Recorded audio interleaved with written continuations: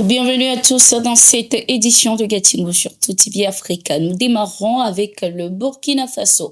L'ex-président burkinabé, le lieutenant-colonel Paul-Henri Damiba, ainsi que le lieutenant-colonel Evra Somda et 14 autres officiers ont été radiés de l'armée. L'annonce a été faite ce 30 octobre 2024.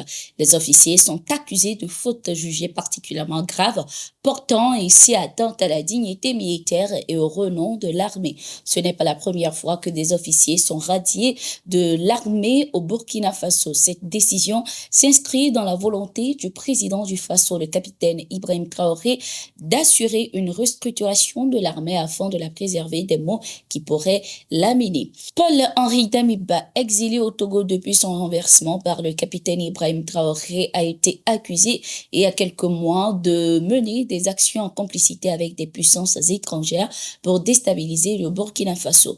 Le 23 septembre 2024, le ministre de la Sécurité Mamadou Sana avait annoncé le démantèlement de son réseau.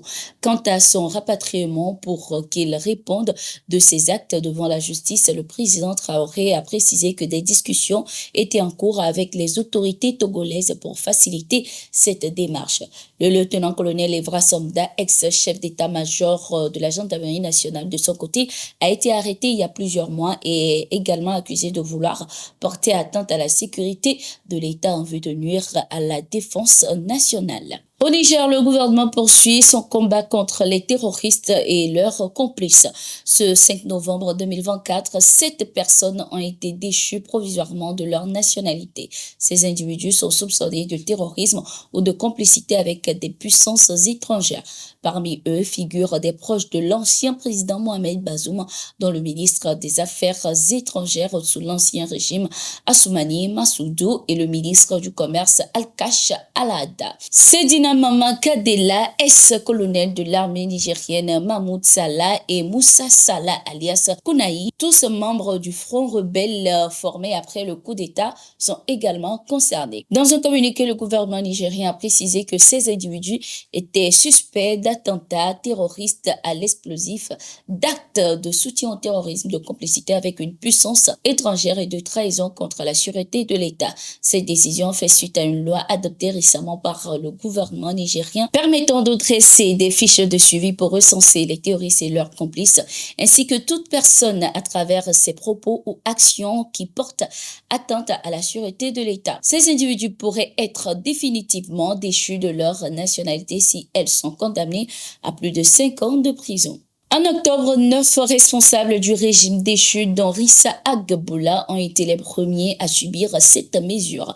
Rissa Agboula, ancien ministre devenu leader d'un groupe rebelle et exilé en France, a réagi en adressant un message au Conseil national pour la sauvegarde de la patrie CNSP. Ne vous attaquez pas aux fondements de votre pays. Je suis nigérien, je resterai nigérien, quelle que soit la situation. Nous sommes nigériens et nous resterons nigériens. Personne ne peut nous enlever cela. Il faut lutter pour la démocratie au Niger, mais ne jamais renier la nationalité nigérienne. Fin de citation. La communauté économique des États de l'Afrique de l'Ouest, CEDEAO, traverse une crise profonde qui a été exacerbée surtout après le retrait des pays de l'Alliance des États du Sahel. Selon Aliou Tunkara, parlementaire et analyste, plusieurs pays souhaitent quitter l'institution sous-régionale qu'ils jugent inefficace et injustifiable. Les pays membres de l'Alliance des États du Sahel, à savoir le Mali, le Burkina Faso et le Niger, ont officialisé leur départ de la CEDEAO, qu'ils accusent de leur côté d'être instrumentalisés et de représenter une menace pour les États membres. Rappelons qu'après les coups d'État dans ces 3 pays, la communauté économique des États de l'Afrique de l'Ouest, CEDEAO, a imposé des sanctions jugées illégitimes et illégales aux populations. Le coup de grâce a été la menace d'intervention militaire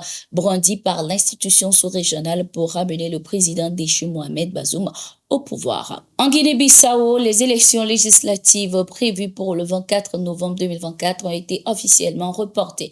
L'annonce a été faite ce 4 novembre 2024 dans un communiqué du gouvernement. Ce report fait suite à des difficultés logistiques et financières majeures qui empêchent la mise en place d'une élection crédible. Le gouvernement a estimé de son côté que les conditions nécessaires à la tenue des élections à la date initialement fixée n'étaient pas réunies. Ce report intervient dans un contexte politique déjà marqué par l'instabilité en Guinée-Bissau. Depuis la tentative de coup d'État dans le pays, le Parlement a été dissous le 4 décembre 2023, laissant le pays sans législature. Le report des élections dans le pays met ainsi en lumière la persistance des tensions politiques et des difficultés auxquelles fait face le pays. Ce 28 septembre 2024, le Burkina Faso a acquis un nouvel aéronef de 98 places pour les activités d'Air Burkina. Lors de la cérémonie officielle de la montée des couleurs à la présidence ce 4 novembre 2024, le président du Faso, le capitaine Ibrahim Traoré, est revenu sur les circonstances de cet achat. Il a notamment dénoncé l'attitude de certains mécaniciens supposés travailler sur le nouvel appareil qui ont démissionné subitement en réclamant une augmentation salariale de 2 millions de francs CFA